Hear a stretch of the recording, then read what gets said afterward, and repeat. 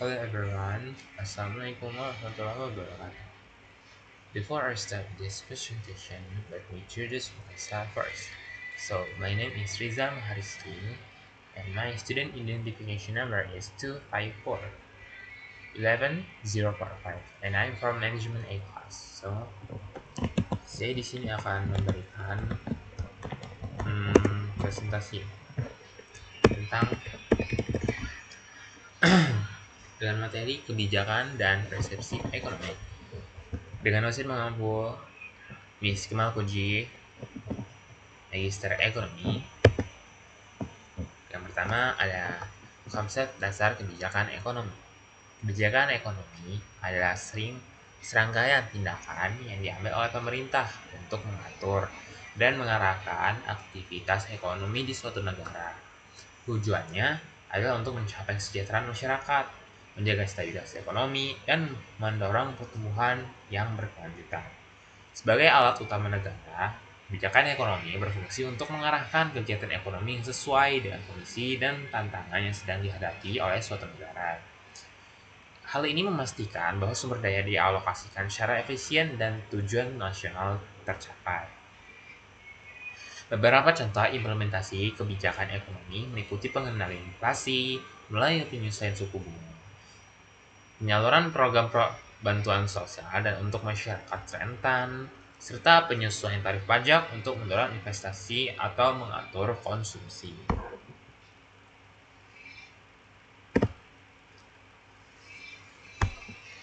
Kemudian,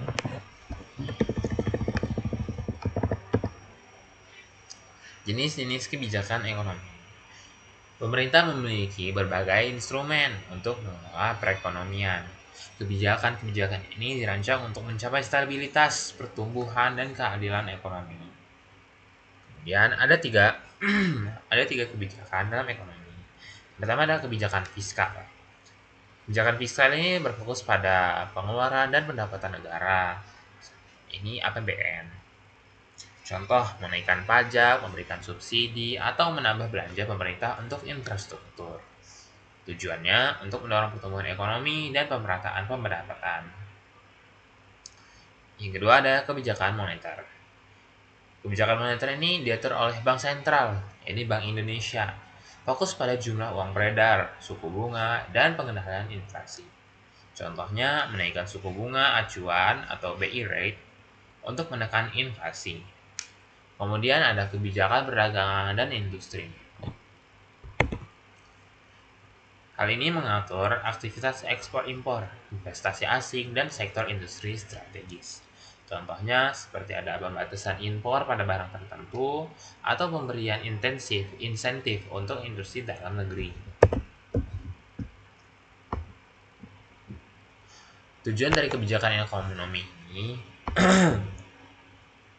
yang pertama ada pertumbuhan ekonomi. Pertumbuhan ekonomi ini menciptakan peningkatan berkelanjutan pada output nasional atau PDB untuk meningkatkan standar hidup. Kedua ada menciptakan lapangan kerja.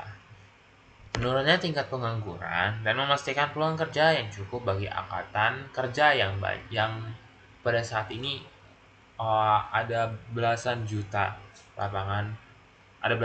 pengangguran yang ada di Indonesia. Yang ketiga ada keseimbangan neraca pembayaran. Keseimbangan dan neraca pembayaran ini menjaga stabilitas nilai tukar mata uang dan hubungan ekonomi internasional yang sehat. Kemudian ada stabilitas harga. Stabilitas harga ini menjaga tingkat inflasi agar tetap rendah dan terkendali, melindungi daya beli masyarakat. Kemudian ada pemerataan pendapatan. Hal ini mengurangi kesenjangan sosial ekonomi dan memastikan distribusi kekayaan yang lebih adil. Kemudian ada kemandirian ekonomi. Kemandirian ekonomi memperkuat produksi dalam negeri dan daya saing global untuk mengurangi ketergantungan produk asing.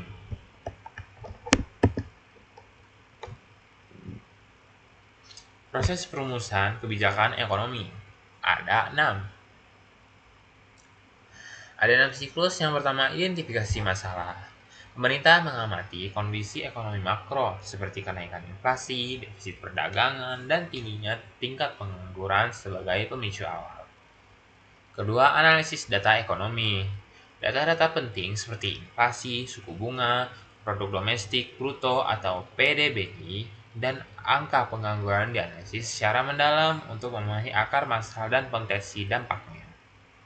Ketiga, ada penetapan tujuan. Setelah masalah tren teridentifikasi, pemerintah menetapkan target yang ingin dicapai, baik jangka pendek maupun panjang. Misalnya, menurunkan inflasi menjadi 3% atau menciptakan 1 juta lapangan pekerjaan. Dan yang keempat ada pemilihan instrumen. Dipilihnya instrumen adalah sebagai kebijakan yang paling tepat dan relevan untuk mencapai tujuan, seperti kebijakan fiskal atau pajak belanja, moneter, atau suku bunga, uang beredar, atau perdagangan. Ini ekspor dan impor. Kelima, ada implementasi kebijakan. Kebijakan kemudian dilaksanakan secara konkret oleh lembaga-lembaga terkait seperti Kementerian Keuangan, Bank Indonesia, atau kementerian teknis lainnya. Kemudian keenam ada evaluasi dan penyesuaian. Dilakukan penyesuaian berkala terhadap dampak kebijakan yang telah diterapkan. Jika perlu, penyesuaian atau revisi kebijakan akan dilakukan untuk meningkatkan efektivitas. Sebagai contoh, saat pandemi COVID-19, pemerintah Indonesia dengan cepat merumuskan dan mengimplementasikan kebijakan pemulihan ekonomi nasional atau PEN untuk mengatasi dampak krisis ekonomi dan kesehatan pada saat itu.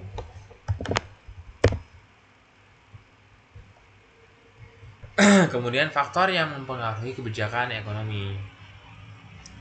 Perumusan dan implementasi kebijakan ekonomi tidak berdiri sendiri, melainkan dipengaruhi oleh berbagai faktor eksternal dan internal. Memahami faktor-faktor ini krusial untuk merancang kebijakan yang responsif dan efektif.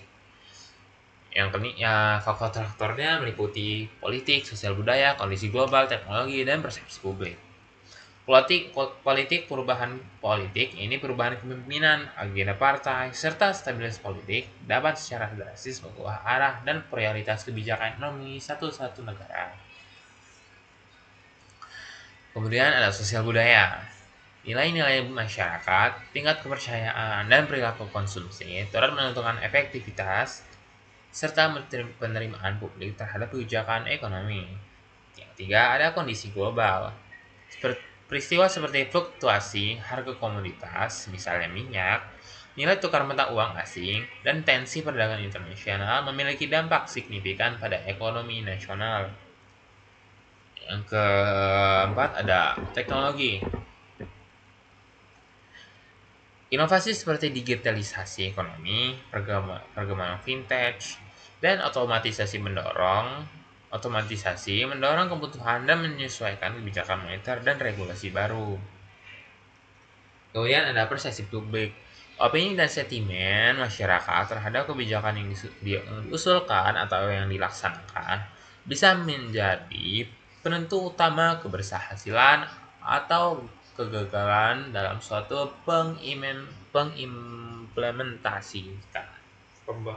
implementasinya gitu deh. Kemudian pengertian persepsi ekonomi. Persepsi ekonomi adalah cara pandang, keyakinan, dan penilaian masyarakat terhadap kondisi ekonomi yang sedang berlangsung dan efektivitas kebijakan yang diambil pemerintah. Persepsi ini bukan sekadar angka atau statistik, melainkan interpretasi kolektif yang membentuk realitas ekonomi.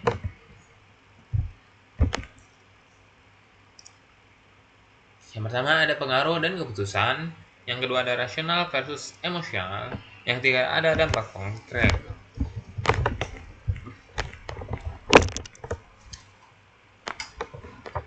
Pengaruh pada keputusan, yakni persepsi masyarakat secara langsung untuk mempengaruhi keputusan konsumsi atau belanja, investasi, dan tingkat kepercayaan terhadap stabilitas serta arah kebijakan pemerintah. Kemudian persepsi rasional dan emosional bisa bersifat rasional, didasarkan pada analisis data dan fakta ekonomi, atau emosional yang yang terbentuk dari sentimen, opini publik, dan pengalaman pribadi atau keberhasilan kebijakan tidak hanya bergantung pada substansi atau isi kebijakan, tapi juga pada kepercayaan dan pemahaman masyarakat terhadap tujuan dan dampaknya. Ekonomi yang kuat dibangun atas kebijakan yang bijak dan rakyat yang percaya. Terima kasih guys. Mungkin segitu aja yang bisa saya sampaikan. Apabila ada kurangnya, saya mohon maaf. Yang lebih baiknya dibuang jahatnya. Assalamualaikum warahmatullahi wabarakatuh.